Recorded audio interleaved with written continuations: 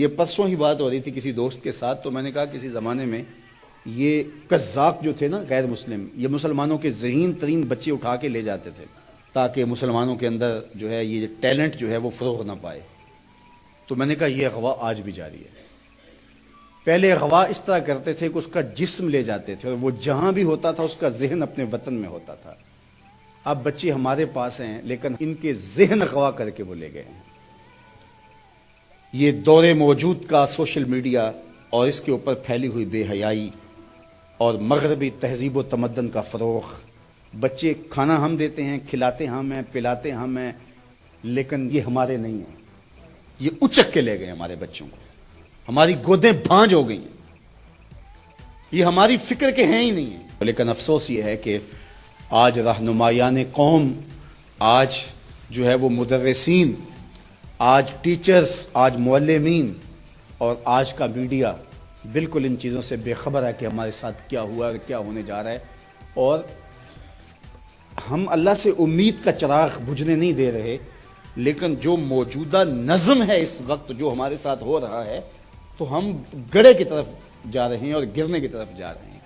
یہ کہیں کہیں کوئی دیا روشن ہے، ورنہ ہمیں پتہ ہی نہیں کہ ہمارے ساتھ کیا ہو رہا ہے۔ جب روس کا سرخ انقلاب پھیلنے لگا اور اس کے ظلم روس کے ساتھ ملحقہ ریاستوں کے اندر اپنے پنجے گاڑنے لگا، تو یہ ماوراء النہر کا جتنا علاقہ ہے اس کی مسلم ریاستوں کے اندر زبردستی مسلمانوں پہ پابندی لگا دی گئی۔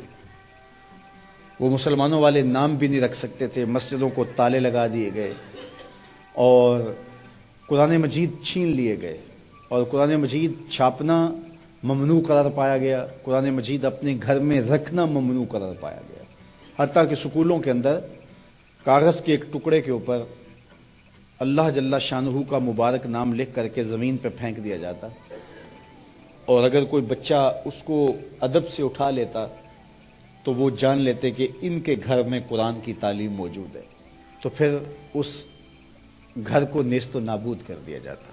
مسجدوں کو بالکل تالے لگ گئے، مدارس تو دور کی بات ہے، گھر کے پچھلے کمرے کے اندر بھی قرآن مجید کوئی رکھنے کی ہمت نہیں کرتا تھا۔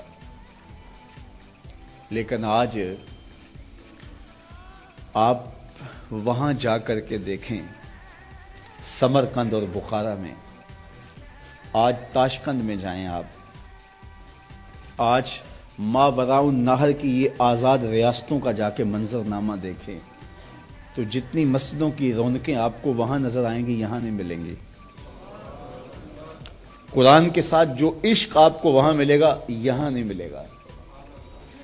یار ان کے گھروں سے تو قرآن کے نسخے چھین لیے گئے، ان کے اہل علم کاٹ دیے گئے، ان کی مذہبی شناخت بھی لے لی گئی، ان کے نام بھی جو ہے وہ ختم کر دیے گئے، مسجدوں کو تالے لگا دیے گئے، مدارس دینیہ کا وجود کل عدم ہوا۔ لیکن یہ آج اسلام کی جس طرح نشأت وہاں سے ہو رہی ہے تو یہ کیسے ہوا؟ مختلف تہذیبیں جب دم توڑتی ہیں تو پھر دوبارہ اٹھ نہیں پاتی، اور اگر وہ اٹھتی بھی ہیں ان کی نشأت بھی ہوتی ہے تو وہ ان خطوط پہ نہیں ہوتی، وہ ایک متغیر اور بدلا ہوا ایک کلچر اور ایک تہذیب اور ایک نظم ہوتا ہے۔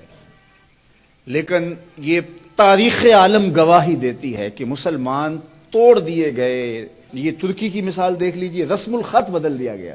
چنگیز خان کے قبیلے نے تو یہ کیا کہ وہاں بغداد کی جامعہ نظامیہ کی لائبریری کو جلا دیا اور اس کو پانی میں بہا دیا، اور آج تک وہ علم دشمن مانے جاتے ہیں۔ اب جب ترکی میں سلطنت عثمانیہ کو توڑا گیا، انہوں نے ترکی کا رسم الخط بدل دیا۔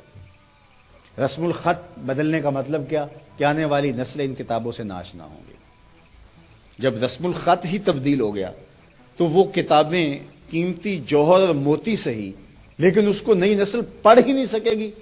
تو بات یہ کر رہا تھا کہ کلچر اور تہذیبیں اور تمدن جب ٹوٹتے ہیں تو دوبارہ انہی خطوط پہ کھڑے نہیں ہو پاتے، لیکن اسلامی تمدن اور اسلامی تہذیب اور اسلامی کلچر اور اسلامی سوسائٹی اور معاشرت، اور جب ہماری سلطنتیں اور ہمارے سلسلے جب توڑ دیے جاتے ہیں تو کچھ سالوں کے بعد یا صدیوں کے بعد ہم جب دوبارہ کھڑے ہوتے ہیں تو پھر انہی بنیادوں پہ کھڑے ہوتے ہیں. یہ وجہ کیا ہے؟ اس کی ایک وجہ ہے اور وہ وجہ ہے قرآن مجید. کیونکہ ہماری تھیوری غیر متبدل ہے. یہ بات ذہن میں رکھیے گا. جب تھیوری ایک ہو تو